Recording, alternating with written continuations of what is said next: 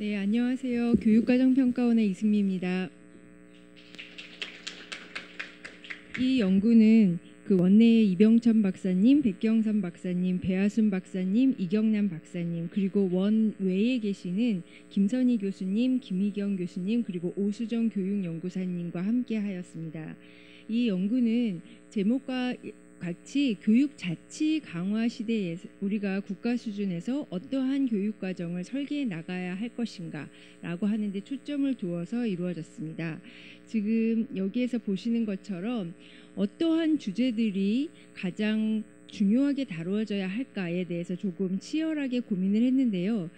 그 결과 도출된 것이 세 가지 주제입니다. 첫 번째 주제는 국가 수준의 교육은 여러 가지 상황에서도 불구하고 교육 격차의 문제를 해소할 수 있도록 교육의 기본적인 기초학력의 측면들을 보장해 줄 수 있도록 도움이 되어야 한다라고 하는 것이 첫 번째 방향이었고요. 두 번째 방향은 국가 수준의 교육은 공교육으로서의 교육 방향을 제시해 줄 수 있어야 한다라는 것이었습니다. 그리고 세 번째는 이렇게 기본적인 것 그리고 어떤 방향을 제시해 주는 것과 더불어서 구체적으로 그렇다면은 정말 각 교과에서 핵심적으로 다루어야 할 교육 내용을 성취 기준으로 어떻게 잘 표현할 것인가의 측면을 다루게 되었습니다. 그런데 이 세 가지 측면 중에서 오늘 발표에서는 앞에 두 가지 측면, 즉 기본교육과 핵심 역량 두 가지 측면만을 발표드리도록 하겠습니다. 그러면 먼저 기본교육의 의미와 기본교육의 반영 사례를 분석한 결과를 말씀드리도록 하겠습니다. 지금 보시는 것은 기본교육과 관련하여서 기존의 선행 연구들에서 보실 수 있는 그러한 정의들입니다. 여기에서 보시면은 기본교육이라고 하는 것에 대해서 정의가 절대적으로 각 교과 학습에서 필요한 것이라고 하는 의미에서부터 출발해서 어떤 사회생활을 영위하기 위해서 필요한 학력에 이르기까지 절대적인 의미에서 상대적인 의미까지 넓게 펼쳐져 있습니다. 그리고 이 다음은 기초학력 지원 내실화 방안, 그리고 기초학력 보장법, 그리고 국가 수준의 학업 성취도 평가에서 나타나는 우리가 기초학력이라는 무엇인가에 대한 정의입니다. 그런데 이 정의를 보시면은 보통 국어, 수학적인 내용들이 들어가 있다. 그리고 가장 낮은 수준이다라고 하는 정도는 제시되어 있지만 구체적으로 그 수준이 어느 수준이다, 어느 정도의 학습 내용을 다루고 있다, 어느 학년 정도를 우리가 기초학력이라고 한다라는 것에 대해서는 구체적인 어떠한 정보를 얻기가 어렵습니다. 그래서 지금 현재 기초학력 보장 법안이 통과되려고 하고 있지만 여전히 우리가 기초학력이란 무엇인가라고 했을 때 과연 이것을 초등학교 현재의 어떤 보편적인 아이디어는 초등학교 2학년까지의 수업에서 배운 기본적인 국어 수학 정도일 것이다 라고 생각하고 있지만, 또한 우리가 그러면 그렇게 초등학교 1, 2학년에서의 학습 정도만 한다면 우리가 일반적으로 초중고등학교 그리고 일반적인 사회생활을 하기에 충분한 어떤 기본적인 우리가 수준에 이르렀다라고 할 수 있겠는가라고 하는 점에 있어서는 여전히 논쟁의 거리가 많습니다. 그래서 본 연구에서는 기초학력과는 조금 더 자유롭게 학생들이 공교육을 받았다라고 했을 때 초중학교 교육과정에서 특정 교과에 국한되기보다는 모든 교과에 포괄하는 그러한 한편 특정한 단계에서만이 아니라 모든 단계의 기본을 형성하는 교육으로서의 기본 교육이 내실화될 필요가 있다라고 하는 점을 좀 강조해서 제시하고자 합니다. 이 부분은 말하자면 학력이라고 하는 측면은 학생들을 평가해서 학생들이 지금 어느 정도의 수준에 있다라고 하는 점에 굉장히 초점을 두고 있습니다만, 기본 교육이라고 하는 것은 그러한 학력을 평가하기에 앞서서 국가 수준의 교육에서 그리고 그를 기반으로 한 학교 교육에서 학생들이 기본적으로 어떤 것들을 갖출 수 있도록 우리가 교육 과정을 편성 운영해 줄 수 있어야 한다라고 하는 지원 상황에 초점을 두었다라고 할 수 있겠습니다. 그래서 여기에 보시면은 지금 어떤 우리가 그 교육과정 총론 문서에서 제시되었던 그런 기본 교육의 사례들을 이렇게 제시해 놓았는데요. 지금 그 여기에 보시는 그 예시들 중에서 여기에 나와 있는 사례들은 국가교육과정에서 우리가 흔히 생각하는 문식성과 그리고 수리력을 포함하여서 기본 교육을 교육과정 문서에 명시하고 있는 사례들입니다. 어떠한 국가들의 경우에는 특히 영국과 같은 경우에는 기본 교육이라고 하는 용어는 쓰지 않았지만 그 교육과정 총론과 교과교육과정 문서 사이에 문식성과 수리력을 구체적으로 명시하면서 2페이지 내지 3페이지 정도로 설명을 제시하고 학생들의 모든 단계마다 그리고 모든 교과에서 관련된 문식성과 수리력을 강조해서 지도해야 한다라고 제시하고 있습니다. 그리고 또 특이한 사례로는 독일 베를린 사례를 찾아볼 수가 있었는데요. 여기에서는 이 주의 경우에는 수리력은 좀 빠지고 미디어에 대한 어떤 이해에 대한 부분이 좀 강조되었습니다. 아마도 약간 그 수리력보다는 다양한 문화가 접점이 그 만나는 지역이 베를린이다 보니까 그 강조점이 조금 다르게 제시된 것 같습니다. 그리고 이러한 그 기본 교육이 또 국가마다 다양하게 나타난다고 말씀드렸는데요. 핵심 역량 앞에 문식성과 수리력이 함께 녹아서 제시되어서 어떤 것이 기본 교육이고 어떤 것이 핵심 역량인지 구분되지 않은 채 함께 제시되어 있는 그러한 국가들도 존재합니다. 이런 이상을 종합하면 교육과정 총론 문서에서 기본 교육에 대해 제시하는 방식과 상세할 정도는 국가마다 좀 차이가 있다라고 볼 수가 있는데요. 그렇다면 우리나라에서의 요구는 어떨까요? 우리가 이제 문식성과 수리력이 우리가 앞으로의 향후 교육하는 데 있어서 중요하다라고 하는 것은 저희가 만나본 모든 전문가분들과 그리고 또한 현장 선생님들 모두 다 동의하셨습니다. 다만 현재의 문식성과 수리력 부분이 수준이 좀 낮은 편이다. 왜냐하면 우리가 보통 문식성이라고 하면은 한글을 읽고 쓸 수 있느냐 이 정도인데 앞으로 우리가 미래 사회를 살아가기 위해서 기본적인 교육이 되려면 적어도 미디어 리터러시라던가 다양한 매체들을 이해할 수 있는 능력들을 포함할 수 있을 정도까지는 되어야 한다라고 하는 의견들이 좀 많이 나왔고요.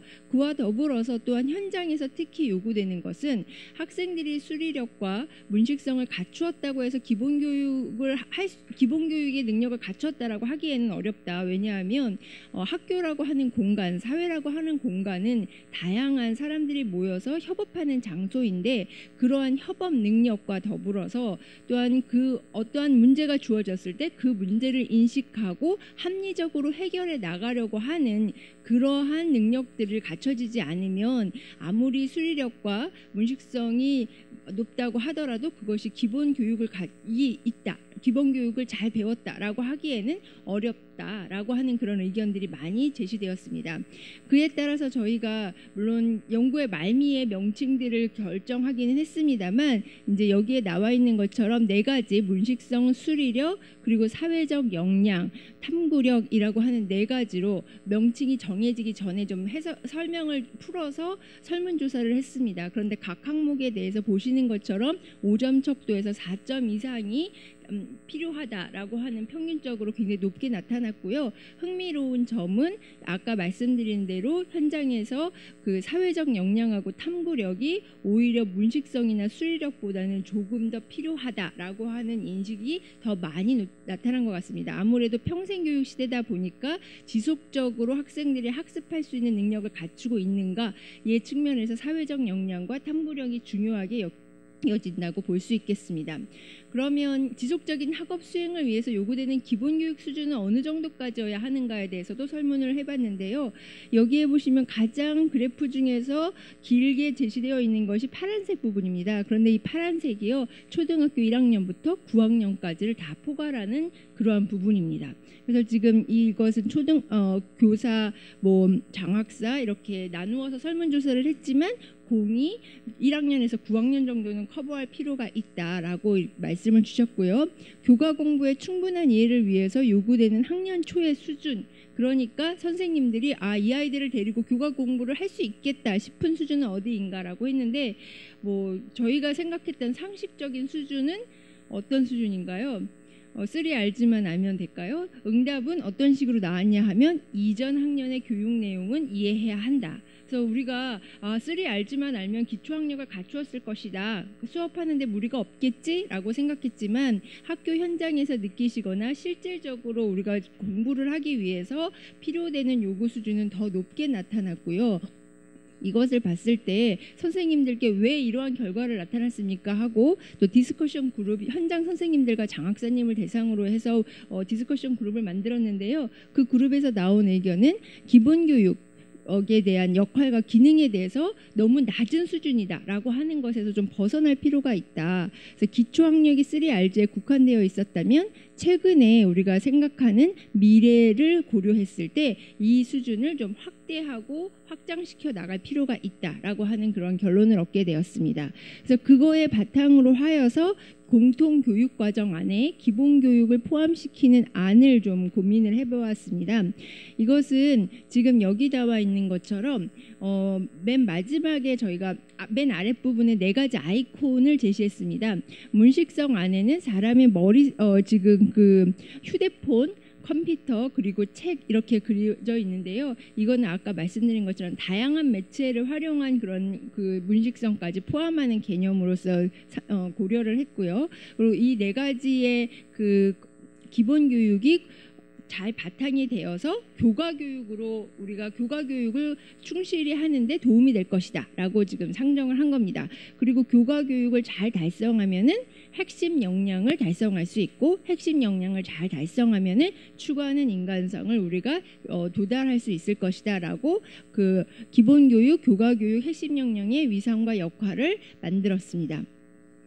그러면 교육과정 문서에서 기본교육의 제시를 어떻게 해야 할까, 이제 이것이 문제가 됩니다. 그래서 저희가 맨 처음에 이제 고민한 것 중에 하나는 기본교육과 기초학력은 어떤 관계를 가지는가입니다. 그런데 밑에 있는 그림처럼 기본교육이라고 하는 것은 굉장히 폭이 넓고 지금 현재 요구되는 그런 수준이 굉장히 높아졌습니다. 그런데 기초학력을 보장한다라고 하였을 때는 학생이 도달해야 하는 수준, 그리고 그것이 어떤 그 선생님들께 부과되는 책임성의 문제, 이런 것들을 전체적으로 종합했을 때 조금은 국가적인 수준에서 전략적으로 기본교육 내에서 좀 콤팩트하게 결정할 필요는 있다. 그렇지만 우리가 공교육에서는 기본교육 전반을 다 다루어 줄 필요는 있다라고 하는 부분으로 그림을 이렇게 제시했습니다. 여기에 이제 제시를 한 것을 보시면은, 예를 들어서 그 일반 사회의 9학년 성취 기준을 제시했는데요. 여기에서 그 지금 2015 개정교육과정에서 성취 기준 밑에는 학습 요소와 성취 기준 해설, 그리고 교수학습 방법 및 평가에 관한 그런 설명들이 제시되어 있습니다. 근데 저희가 그 뒤에 그 성취 기준에 대해서 다루었다고 말씀드렸는데, 성취 기준 개별에 대해서 각각 그 교수학습 방법과 평가의 방법까지 제시하는 것은 선생님들의 그런 다양한 수업을 저해할 수 있다라고 하는 의견이 많이 제시되어서 그 부분을 좀 드러낸다라고 하는 그런 가정하에 그 성취 기준에 대한 해설 부분에 아이콘으로 요 성취 기준이 그 기본 교육에 어떠한 것과 관련이 있습니다. 그래서 그 부분과 관련해서는 이렇게 지도를 해주십시오라고 제시되어 있습니다. 물론 초등학교 선생님 같은 경우에는 사회를 공부하시다가 그래프가 나오면 당연히 얘네들이 수학과 관련해서 그래프를 잘 못 그리는데 어떻게 하지라고 하면서 수학적인 부분들을 챙겨주시는 분들도 계십니다.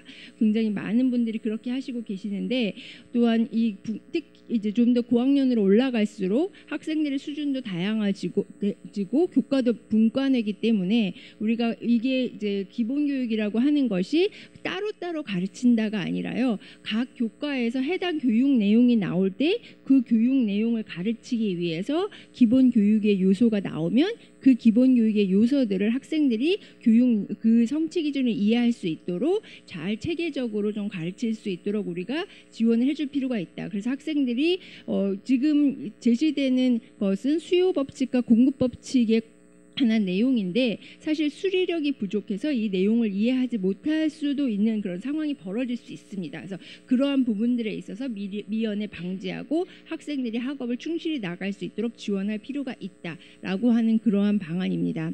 그래서 이러한 방안들과 관련하여서 그러면 어떻게 추후에 이런 것들이 이루어져야 할까? 저희 연구에서 이것들을 다 다루지는 못했습니다만 교과 간에 있어서 연계가 조금 필요하다라고 하는 겁니다. 예를 들어 국어과에서 토의 토론은 토론이 나옵니다. 그런데 사회나 과학과에서도 성취 기준에 토의한다, 토론한다가 나옵니다. 그러면 우리가 상식적으로 어떻게 그 토의 토론을 가르쳐야 하는가라고 했을 때 물론 사회나 과학과에서 토의 토론하는 방식과 국어과에서 가르치는 것이 조금은 다를 수 있지만 학생 개인의 입장에서 봤을 때는 그 방법에 대해서 충실히 배우고 그것을 각 교과마다 접목시키는 그러한 방안들이 나올 수 있도록 우리가 만들어줘야 될 것입니다. 그래서 그러한 부분들을 좀 염두에 두어서 우리가 그러면 그것이 모두 국어과에 우리가 다 미루어 두어야 할 문제인가?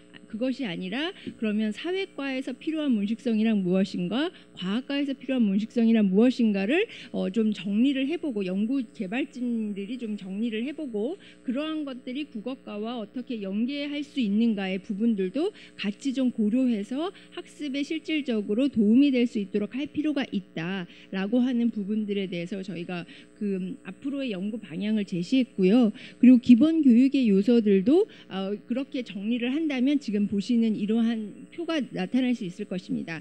다만 여기에 제시한 것과 같이 수학과 관련된 부분, 수리력과 관련된 부분들은 저희가 그 연구진에서 가안으로 한번 개발을 해 보았는데요. 기존의 수학 교육과정 성취 기준을 좀 더 단순하게 제시했을 뿐만 아니라 지식적인 측면과 더불어서 기능과 어떤 태도적인 측면들의 것들을 보완해서 이것들이 타 교과에서 사용하실 수 있을 때 하실 수 있도록 좀 간략화해서 제시했습니다. 그러면 선생님들께서 예를 들어서 과학 선생님이신데 수학과의 아이들이 어느 정도를 배우고 왔는가에 대해서 수학과 교육과정이나 교과서를 막 분석하시기보다는 이렇게 간략화된 표를 보시고 좀 더 잘 이해하실 수 있고 또 추후에 과학과 교육과정을 개발하실 때에도 이러한 표를 보고 아이들의 수준이 어느 정도일 것이다 라고 하는 걸 고려해서 같이 좀 균형을 맞춰 나갈 수 있지 않을까라고 하는 측면을 좀 생각해 보았습니다.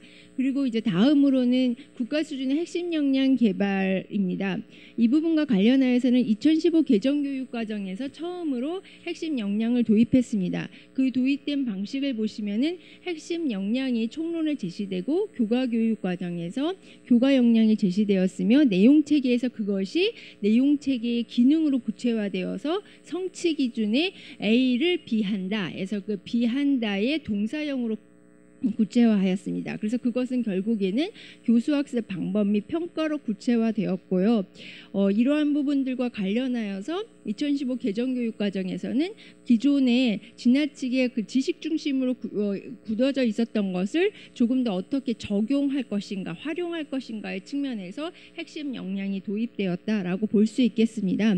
그런데 저희가 이제 2015 개정교육과정과 관련하여서 분석을 해본 결과 처음 개발하는 과정에서 조금 어려운 점들이 나타났는데요. 핵심 역량과 교과 교육과정에서의 교과 역량 간의 관계가 명료하게 드러나지 않는 부분들이 있었고요. 그리고 내용 체계에서 그 가장 많이 지적된 부분들이 지금 핵심 개념, 일반화된 지식, 내용 요소와 같이 어떤 그 핵심 지식과 관련된 부분들 부분들이 이 내용 체계표에 굉장히 강조가 되었습니다.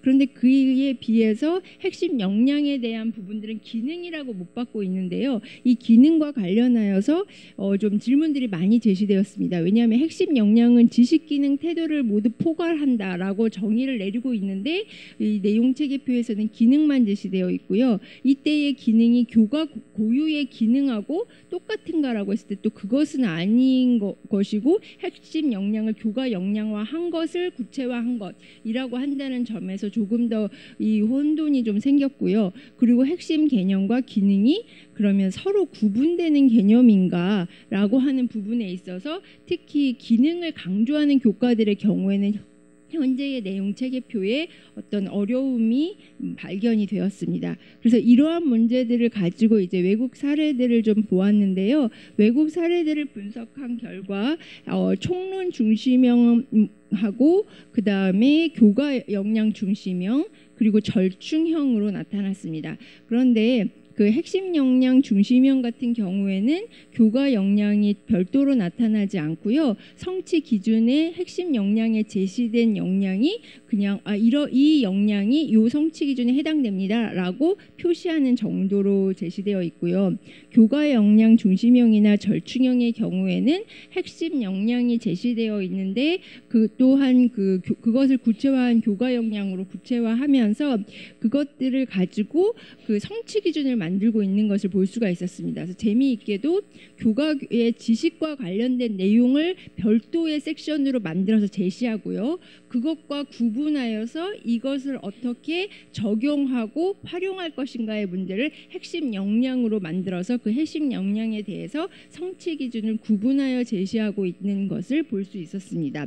그래서 이러한 점들을 우리가 고민을 했었을 때 과연 어떻게 해야 할까라고 했을 때 교과의 지식을 우리가 학교에서 가르친다라고 했을 때 낱낱이 지식을 가르칠 것인가 아니면은 그 지식과 관련하여서 학생들이 좀 더 넓은 범위에서 조망할 수 있고 그것들을 어떻게 적용하고 활용하고 생산해낼 것인가의 측면으로 좀 더 그 교과의 역할이나 교과관의 변화가 필요한 그런 시점이 아닌가라고 생각이 되었습니다.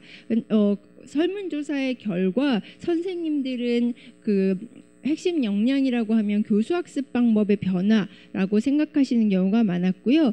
그리고 교과교육과정 문서에서 지금 이 4점이 넘는 것들을 핵심 역량이 변화되면서 정말 변화되어야 될 게 뭡니까? 라고 물어봤을 때 4점이 넘는 것들은 성취 기준부터입니다. 그러니까 선생님들은 위에 있는 그 성격과 목표도 중요하지만 이것들보다는 구체적으로 성취 기준에 좀 더 반영이 될 필요가 있다. 핵심 역량이라고 이제 이야기를 좀 하시기 시작하셨고요. 그리고 이러한 점들을 좀 고려를 하여서 저희가 이 델파이 조사를 실시했는데 사실 델파이 조사가 굉장히 어려웠습니다. 5차까지 델파이 조사를 실시해 보기는 저도 처음이었는데요. 그래도 굉장히 뿌듯했던 거는 작년에 핵심까지는 핵심 역량과 관련해서 델파이 조사를 하면은 합의가 도저히 도출되지 않아서 서로 다른 생각들 때문에 다 기각이 되었는데요. 이번에는 합의에 도달했습니다.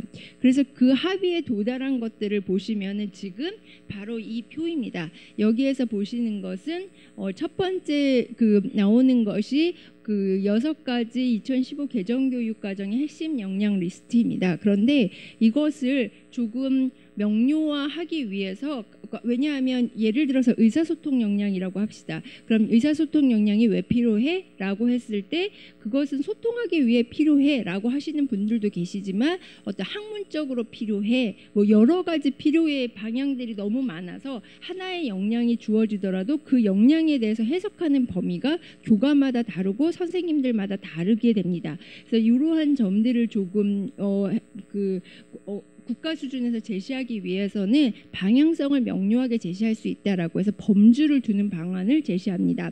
여기에서 보시면 탐구하는 학습자, 말하자면 교과의 지식을 배운다는 것은 지식을 배우는 것도 있지만 그것을 가지고 내용을 이해하고 발전시켜 나가는 능력을 함양하기 위해서 탐구하는 학습자가 낼 수 있어야 하고, 그리고 이것들을 사회에서 구현해낼 수 있도록 협력하는 시민으로 발전해 나가야 하며, 이것이 그냥 그 공동체의 삶뿐만 아니라 개인의 삶에서 내재되어서 미래의 삶으로서 자율적으로 성장해 나가기 위해서 향유하는 미래인이라고 하는 그런 세 가지의 어떤 범주를 갖추게 되었습니다. 그리고 이 세 가지 범주와 관련하여서 관련된 여기에 핵심 역량을 제시했습니다. 그래서 이 범주의 범위 안에서 각각의 핵심 역량이 좀 설명될 필요가 있다라고 하는 것이고, 각 교과에서는 이 핵심 역량 7가지를 다 수용하기보다는 핵심 역량의 3가지 범주의 측면에서 교과의 지식이 학생들이 탐구하고 협력하고 그리고 자신의 삶을 향유하는 미래지향적인 방향으로 나아갈 수 있도록 교육과정을 재구성해 나갈 수 있어야 할 것이다 라고 하는 그런 시사점을 제공한다고 할 수 있겠습니다. 그러면 이제 구체적으로 어떻게 제시해야 할 것인가 라고 하는 것은 교육과정 총론 문서에 이런 식으로 제시해 주셨으면 좋겠습니다 라고 하는 부분을 제안을 했고요. 그리고 이제 교과교육과정과 관련하여서도 저희가 샘플을 만들었습니다. 그래서 그 교과교육과정에서는 2가지의 안을 만들어 보았는데요. 이제 원래 델파이 조사에서는 저희가 그 델파이 조사에서는 국영수 사과의 전문가분들이 대거 참여하셨음에도 불구하고 교과교육과정을 새로 만드는 것에 대해서 부정적이었고, 오히려 핵심 역량을 살리는 것이 좋겠다라고 해서 그 교과교육과정의 그 역량보다는 핵심 역량 중심으로 해서 일하는 설명을 제시하는 안입니다. 그래서 이러한 것들이 교과에서 필요하다라고 하는 걸 제시하는 건데, 또한 이제 그것을 요약해 보니까 교과 역량형으로 나올 수 있을 것 같아서 2가지 안을 제안해 보았습니다. 그러면 이제 이런 식으로 제안을 하면서 저희가 그 핵심 역량이 아까 말씀드린 대로 단순히 기능에 해당되는 것이 아니라 지식과 그리고 기능과 가치 태도에 모두 반영될 수 있기 때문에 그 샘플들도 개발을 했습니다. 그래서 핵심 역량이라는 것은 미래적으로 우리가 교과를 어떻게 발전시켜 나갈 것인가에 있기 때문에 지식과 딱 구분해서 제시되는 것이 아니라 현재의 교과 지식도 개선해 나가는 방향 중에 하나로서도 사용될 수 있고, 그 외에 기능과 가치 태도에도 반영될 수 있다라고 하는 점이고요. 이제 마지막으로 말씀드릴 것은, 그러면 현재 내용 체계에 제시되어 있는 기능은 뭐라고 할 것인가라고 했을 때, 저희가 이것들을 분석한 결과 그 교과의 기능이라고도 보기 어렵고 그래서 그런데 사실 필요합니다. 특히 탐구하는 학습자 부분에서 교과 내용을 분석하기 위해서 사회나 과학과 같은 교과에서는 매우 필요한 그러한 부분에 해당합니다. 그래서 이것을 탐구 기능으로 명칭을 바꾸어서 제시할 필요가 있는 교과에서는 제시하고, 모든 교과에서 의무적으로 제시할 필요는 없을 것이다 라고 하는 제안을 합니다. 그리고 이제 시도 및 학교 수준에서는 모든 그 3가지 범주 7가지 핵심 역량을 다 제시하실 수도 있지만, 학교의 상황에 따라 지역의 상황에 따라 강조할 필요가 있는 것들을 좀 중점적으로 캐치하셔서 그 부분들에 있어서 교육 과정을 편성 운영하실 때 강조하신다면 오히려 더 그 집중적이고 학생들에게 의미 있는 교육이 이루어지지 않을까, 그런 생각을 해보았습니다. 긴 발표 들어주셔서 감사합니다.